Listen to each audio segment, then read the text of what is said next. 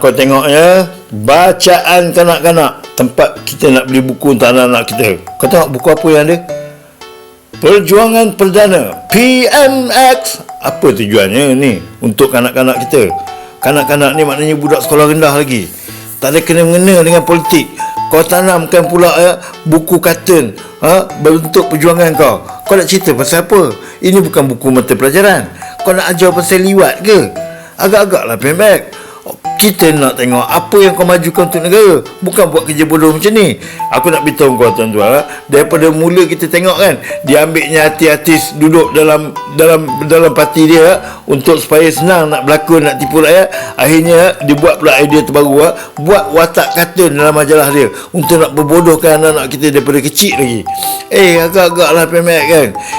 Budak-budak kami, anak-anak kami, kalau jual Quran ke apa ke tak apalah kan. Ini budak sekolah, apa kena-mena dengan politik kau?